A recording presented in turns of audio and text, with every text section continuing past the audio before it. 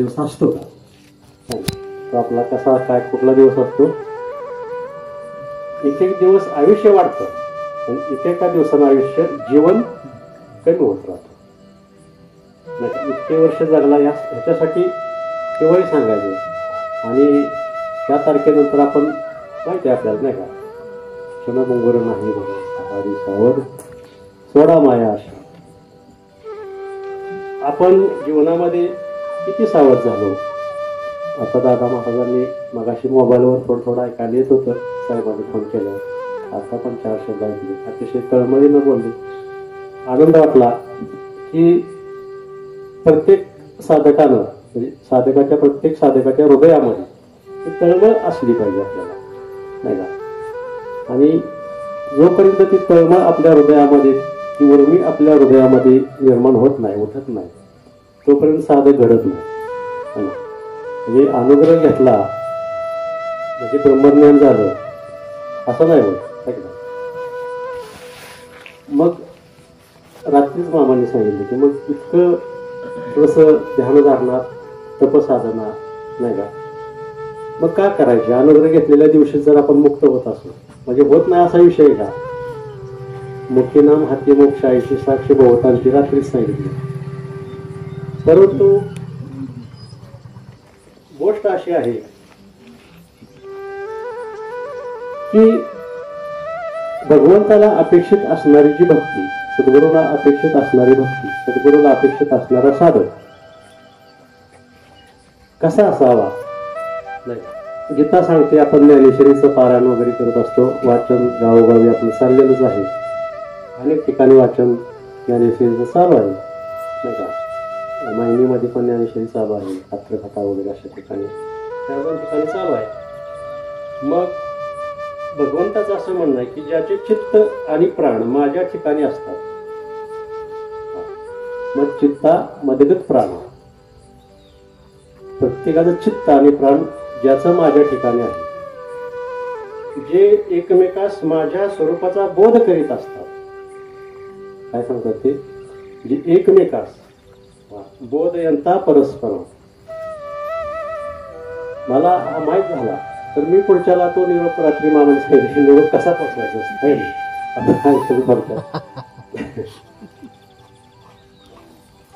फक्त आपण तेवढं तरी काम दिलं. आपल्याला नाही पुढचं करता पण विजवता नाही आली आग, पण 4 माणसं गोळा करून नाही का त्यांना तो निरोप तरी पोचवता आला पाहिजे. परस्परांना हा जो बोध आहे, त्या जो काय माझ्या स्वरूपाचा बोध आहे, नुसताच बोध नाही का, माझ्या स्वरूपाचा जो बोध आहे तो बोध एकमेकांना जो त्या निरोप पोचवत असतात, तो बोध करीत असतात, सांगत असतात.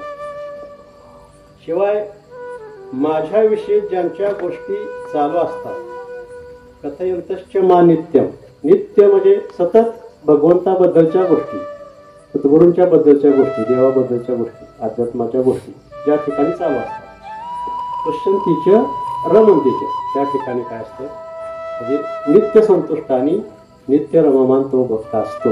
आणि योमे भक्ता तुमे प्रिय, असा भक्त मला फार प्रिय असतो. आता यामध्ये अशी जर असंच आपण बोलायचं म्हटलं नाही का, तर बोलायचं म्हटलं तर थोडं चिंतन लागतं. आता चिंतन तर काय नाही, 6:35 लक्षात आलं की आपल्याला विटायला जायचे. महाराज म्हणजे 7 आम्ही निघणार आहे. परत म्हटल्या माहिती तर आपण एकत्रच एका गाडीत जाऊ. मग ते असं होत होत थोडस लांबत गेलं आणि मग या ठिकाणी चिंतन थोडं तरी असावं. चिंतनाशिवाय बोलायचं तरी काय. परंतु आता दादा महाराजांनी सांगितलं की जर सद्गुरू आपल्या पाठीशी असतील नाही का, सद्गुरू सारिका असता पाठी राखा, अशी जर शक्ती आपल्या पाठीमाग असेल, पाठीमाग वीज सतत बनत असेल आणि कनेक्शन असेल तर लाईट लागायला काय हरकत आहे का? काहीच हरकत नाही. म्हणजे फार मोठा नाही वजन पडायचा, पण कामात मोठा वजन नक्कीच पडू शकतो. म्हणजे बलाची जेवढी म्हणजे काय 10चा बल असतो, काय 5चा 8चा असतो. सचिन महाराज आहेत का आपले बाबर महाराज, त्यांना माहित आहे त्यातलं. आपण काय म्हणतो ते इलेक्ट्रिकलचं दुकान आहे त्यांचं. म्हणजे असं कमी जास्त 8चा बल असतो, त्या पद्धतीनं त्या बल्बचा वजन पडत असतो. म्हणून 5 वॅटचा बल्ब म्हणजे तो हलका आहे असं नाही, तो त्याचं काम करत असतो. 100 व्होल्टचा जो बल्ब आहे तो सुद्धा त्याच्या शक्तीचं काम करत असतो. म्हणून या ठिकाणी प्रत्येकाच्या अंतःकरणाला समाधान वाटेल असं कार्य नाही का.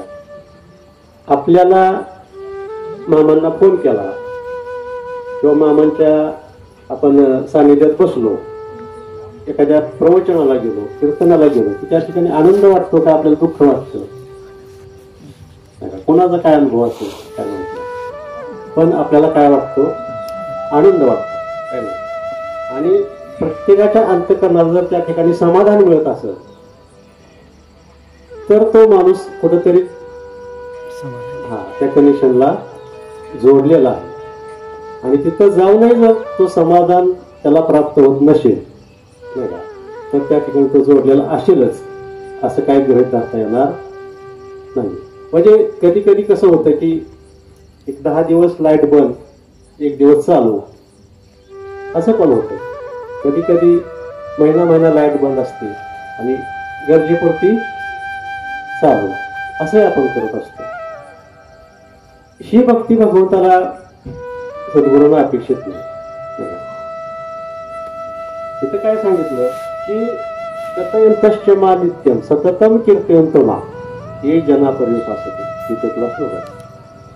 सतत भगवंताचं चिंतन करणारा भक्त सद्गुरूंना ते अपेक्षित आहे.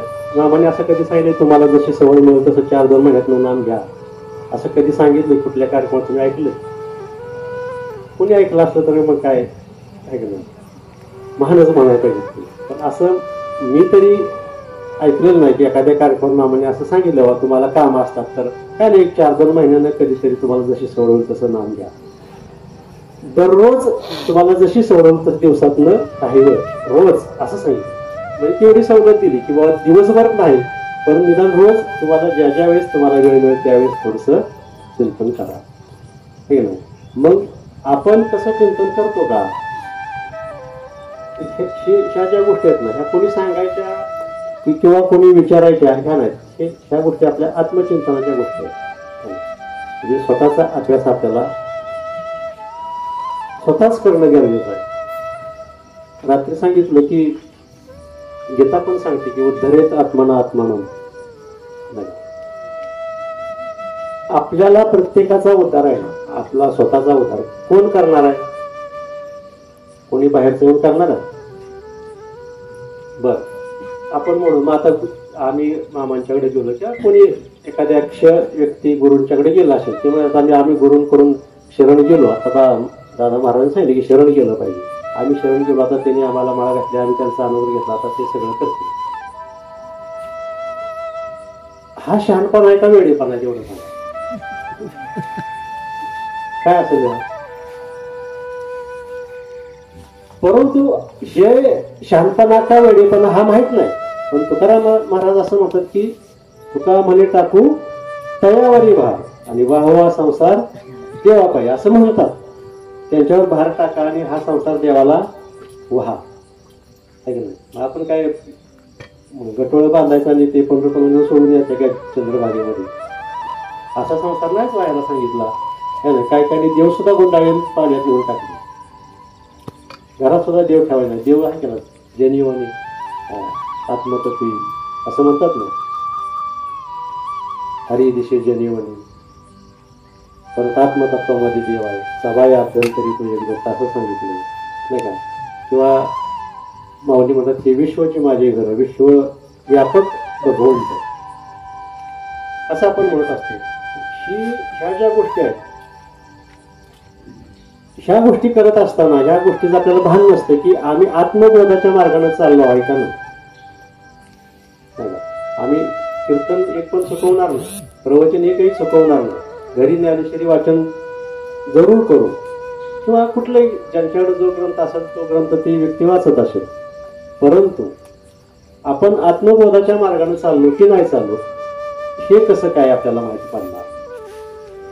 हे माहीत करून घेण्यासाठी तर आपण वाचत असतो. पण जे आपण वाचतो ते आपण लक्ष देऊन वाचत नाही. निर्लक्ष न दिल्यामुळं आपण आत्मबोधाच्या मार्गाने किंवा मामाने जी गोष्ट सांगितली आपल्याला की आपण संतांच्या मार्गाने चालायचे आणि जर त्या मार्गाने चालाल संतांच्या मार्गाने जर चालला तर मग आपल्याला कुठं बाधा निर्माण व्हायचं किंवा कुठं आपल्यावर गुंता निर्माण व्हायचं काय प्रसंग येणार नाही. आता गुंता बाधा म्हणजे काय एखादं म्हणेल मग आम्ही आजारी पडणार नाही का हा विषय त्या ठिकाणी नाही. आपल्याला हा गोष्ट रात्री मामाने समजायचा आणि म्हणजे जाणायचं आणि मानायचं एक दृष्टांत छोटा सांगणार नाही मी आता. पण आपण काय होतं की जाणून घेण्याच्या फंदात पडतच नाही असं मानूनच नाही. बोलाची भात आणि बोलाची कढी हा जेवण या कोण तृप्त झाला का असं होत नाही की मी अनुग्रह घेतला आणि आता मामा माझं सगळं करतील सद्गुरू पशी ती तेवढी शक्ती असते. परंतु माझी पण काय जबाबदारी आहे ना जे आई माझा सांभाळ करेल. आई नक्कीच स्वयंपाक करून ठेवेल तुला चहा पाणी देईल कपडे लाता आंघोळ घालून सगळे देईल पण बाकीचं खायचं स्वतः जेवलं पाहिजे है ना. स्वतः किंवा आई घास पण चालेल पण ती चावून मी तरी जेवायला पाहिजे का नाही. ते तरी कार्य मला मामा एक दृष्टांत सांगतात त्या पुजाऱ्याला सुंदर हो म्हणजे तुम्ही सगळं कराल पण फुकायचं का नाही माझ्या हातात. निदान साधकाला ते तरी लक्षात ठेवलं पाहिजे की किंवा तेवढी तरी गोष्ट माझी जबाबदारी आहे. आपण संतांवर भार टाकून मोकळे होतो.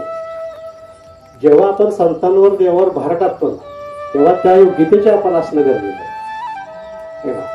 मग आपण काय करतो की हा बघतील जरूरच बघतील. कारण तुकाराम महाराजांच्या अनुभवासारखं जर प्रमाण जर बोलायचं म्हटलं तर सद्गुरू इतकी ताकद कोणात आहे. सकल देवांचे दैवत सद्गुरुनाथ एकले राम केला ब्रह्मज्ञानी है ना वशिष्ठ मुनी तारे कृष्ण गुरु संदीपानी बरोबर आहे ना. आणि परब्रह्म दाविले कृष्णाला परब्रह्म माहित नव्हतं का. ही रचना कशासाठी केली सद्गुरूंच्या मध्ये ती ताकद आहेच जरूरच आहे. म्हणून तुका म्हणे सद्गुरु सेवा सर्व देवांवरिष्ठ त्यांच्याकडे तेवढी शक्ती आहेच. सर्व देवांमध्ये श्रेष्ठ कोण असेल तर सद्गुरू आहे. तर ही सृष्टीची रचना आहे त्यामध्ये काही कोणाचं शंका असायची संशय असायची काही गरज आहे का अशी प्रमाण आहे. अशा रचना करून ठेवल्यात. आपण ते दररोज वाचत असतो ऐकत असतो. रात्रीच पाठांतराचा विषय मामाने मांडला म्हणजे खूप पाठांतर केलं म्हणजे आपण मोठे भक्त झालो का. खूप आपण दररोज ज्ञानेश्वरी वाचत असतो मग मोठे भक्त झालो का. आपण रोज देवाला जाऊन हार तुरे वगैरे नमस्कार पाणी वगैरे आपण मोठे भक्त झालो का. आपण प्रत्येक वर्षी पंढरपूरची वारी करतो म्हणजे आपण भक्त झालो का. पंढरची म्हणायचं येणार नाही पंढरपूरची म्हणूया आता नाही म्हणजे लगेच लक्षात येईल. पंढरीची वारी आपल्याला सगळ्यांना माहिती आहे. पंढरपूरची वारी केली म्हणजे मोठा भक्त झाला का असं नाही. ते असं जर असतं तर मग देवाची द्वारी उभा क्षण बघणे केली मुक्तिचारी हाती काय मुखी नाम आणि हाती हा. मग आता इतकं जर असेल क्षणामध्ये जर मोक्ष असेल किंवा नाम घेतलं की मोक्ष असेल तर साधना कशासाठी करायची इतर सत्संग कशासाठी करायचा. आपल्याला ते जीवावर येतं ना. रोज आपण कुठं जायचं कार्यक्रमाला असं वाटतं आणि शक्य ठीक आहे बा जोडून कार्यक्रम असेल थोडस चालेल. परंतु आज 15 दिवसातून महिन्यातून जर कार्यक्रम असेल तर एखादा कार्यक्रम आपल्याला जायला काय हरकत आहे. सत्संग आपल्यावर जर घडलाच नाही का. तुकोबारायासारखे आता दादा महाराजांनी सांगितले की जे जगद्गुरु संत तुकाराम महाराज काय होते ते जगद्गुरु होते. मग ते म्हणतात की देवा मला काहीच नको मला काय पाहिजे फक्त संत संग दे. काय ते म्हणतात संत संग मागतात. आणि आपल्याला तो संघ जर घडत असेल तर त्या नाही तुका म्हणे आयशाला बाजू चुकला तुका म्हणे वाया गेला. जर सद्गुरू आपले येत असतील आणि तो सत्संग आपला जर चुकत असेल तर आपल्याला आपण जी साधना करतो त्या साधनेचं फळ प्राप्त करून घ्यायचं असेल तर आपण केलेली साधना आत्मबोधाच्या मार्गाने चालली का नाही हे आपल्याला तिथे गेल्याशिवाय कळत. हा तिथं परिमाण असतो. मोजण्याचं माप त्या ठिकाणी असतं, त्यांना माप माहीत असते, मेजरमेंट कसं घ्यायचं, टेलरकडे गेल्यावर कपडे कशी मोजायची आहे ना, आपण काय लिहिलं, किती फाडायचं कापड, किती कट करायचं, कसं शिवायचं हे टेलर नक्की माहीत असतं, बरोबर आहे. आपल्याला नाही, आपल्याला नुसतं असा टेप लावून तिथं आकडं लिहिलं हे कसं कळायचं त्याला, पण परत शर्ट घातल्यानंतर आपण म्हणा बरोबर ज्या मापानं मोजायचे ते माप सद्गुरूंना माहीत असतं. आपल्याला माहिती आहे का ते माप? माहीत नाही. आपल्याला जर माप माहीत नसेल तर आपण मोजू शकत नाही. मोजायचं जर असेल तर आपल्याला त्या सत्संगामध्ये बसून आपल्याला ते माप माहीत करून घ्यावं लागेल, त्या मार्गाने आपल्याला चालावं लागेल, तेनेची पण ती चालू जातात आणि मग मला सांगितलं आपल्याला कुठे गुंता पडणार नाही.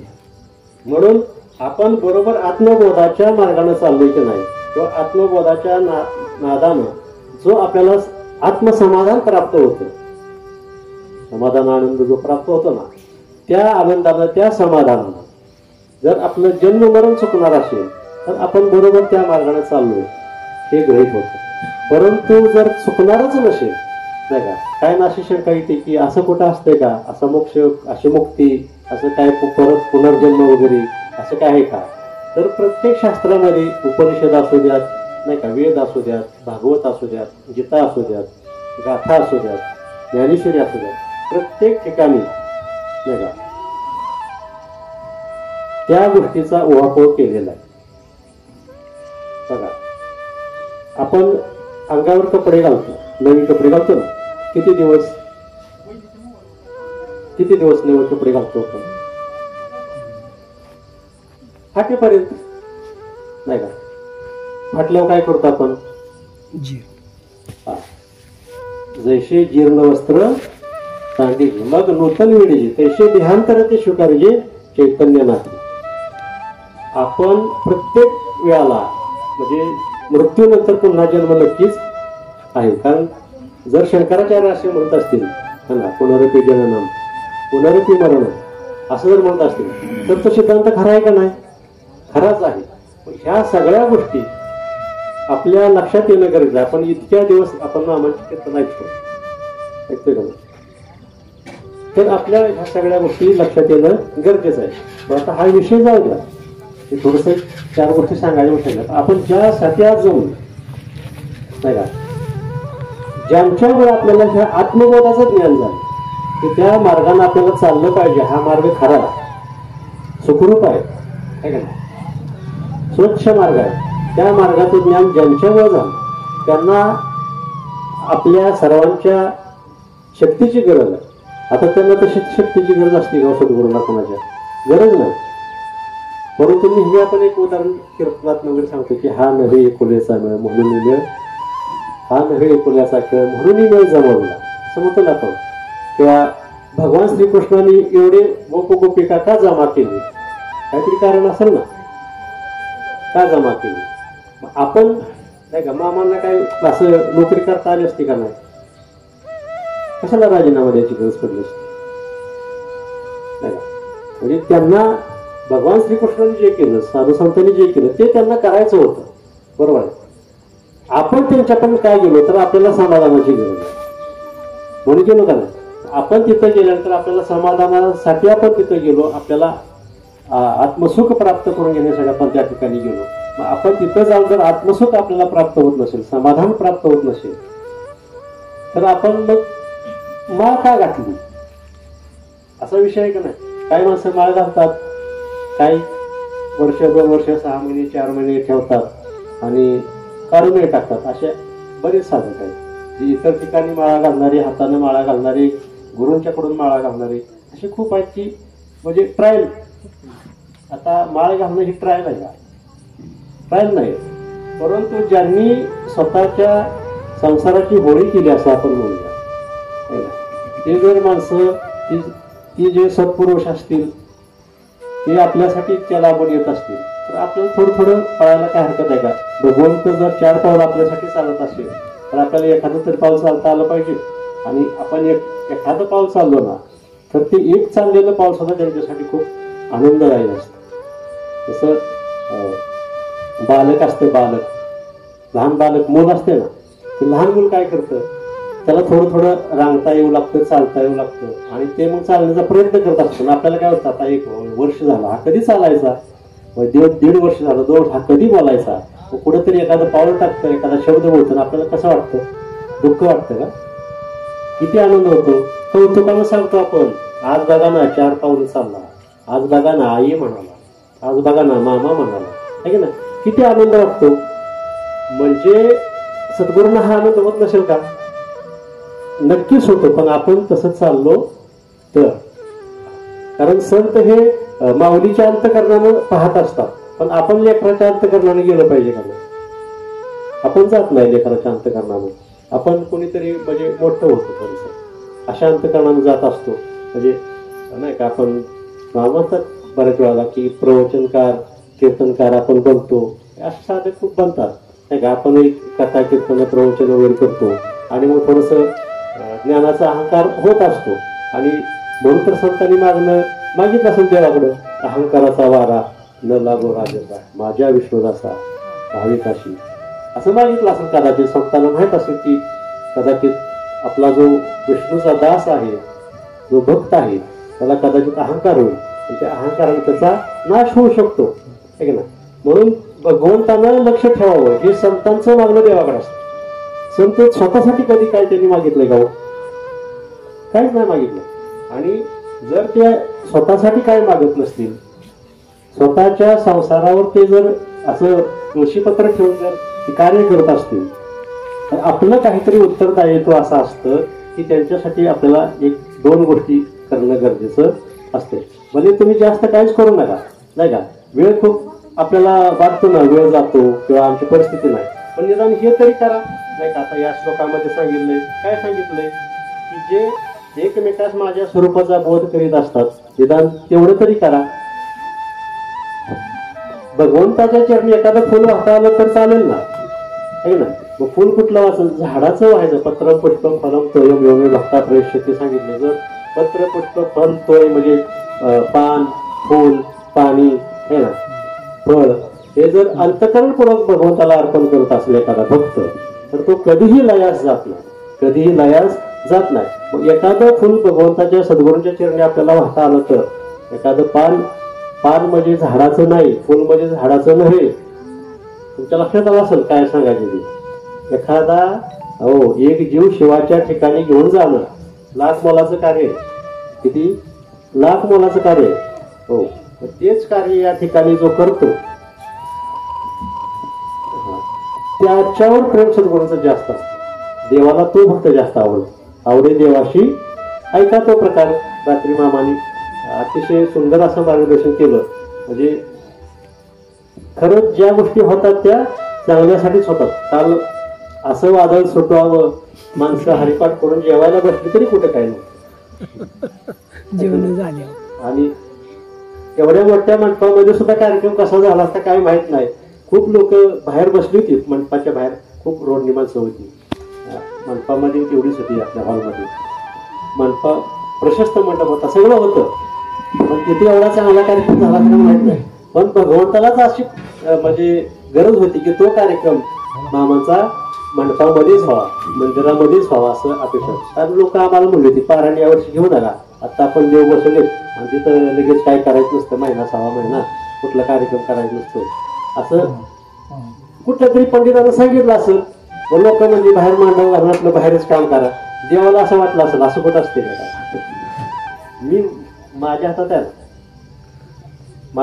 रात्री मामा सांगितलं बघा नाही, चाले शरीर कोणाच्या सत्य कोण बोलविता हरी खवी कवी एक नारायण, नाही का. तुझी असत्यने सूर्याशी चालणे, तुझ्या बळी वेदाशी बोलणे, हे जर असेल तर माझं काय? सूर्य ज्याच्या सत्तेनं चालतो, वेद ज्याच्या सत्तेनं बोलतात, झाडाचं पान फुल ज्याच्या सत्तेनं होतं, तर मी म्हणून थोडाच कार्यक्रम 1 महिना तिथं होणार नाही. देवाला वाटलं अरे माझा कार्यक्रम, माझ्या निमित्तानं कार्यक्रम, आणि तो तिकडं माझ्या समोर झाला पाहिजे.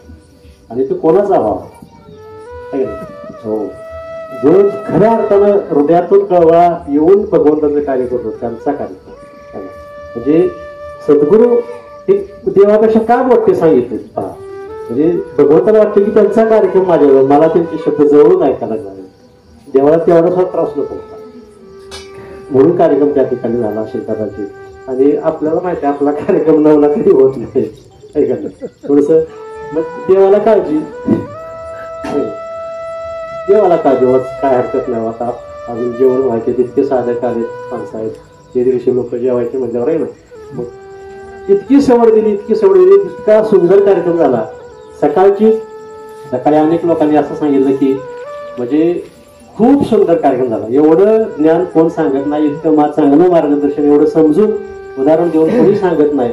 जे येतात ते आपलं कोणातरी नवऱ्याचं, बायकोचं, पोरीचं, पोराचं, प्रेमिकांचं उदाहरण देतात आणि निघून जातात, परंतु देवाचं कोण सांगत नाही. आणि देवाचं सांगणाऱ्या माणसाला गरज आहे ना.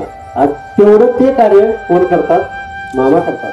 आणि म्हणून अशा संतांच्या प्रित्यर्थ हो देव म्हणतात की दुष्यंतीचे रमंतीचे, त्या ठिकाणी संतुष्टता मद्रुपता असते. म्हणून मामांच्या ठिकाणी आपण ज्यांचे आशीर्वचन आपण घेणार आहे त्यांना आपल्याला थोडासा वेळ देणं गरजेचं आहे. आपण असं बोलतो खूप काही नाही, मामांच्या समोर बोलणं खूप अवघड आहे. आणि त्यासाठी चिंतन पण लागतं. चिंतन नसेल तर काय फारसं नाही बोलू शकत, असं पण काय नाही. ताकद तिकडं आहे त्यामुळे बोलू शकतो. तर आमच्या अपेक्षा होती की नारायण बाबा इथे होते, बरेचसे मंडळी इथे बोलणारे आली होती, म्हणजे काय हरकत नव्हती तेवढं होते सगळे. ठीक आहे, आपण आपण मुख्य आशीर्वचन आहे ते आपण ऐकूया. छोटंसं पुष्प मामांच्या चरणी, सद्गुरू श्रीपाद बाबांच्या चरणी, तुम्हाला सर्व साधक बंधू भगिनींच्या चरणी अर्पण करतो आणि शिवेला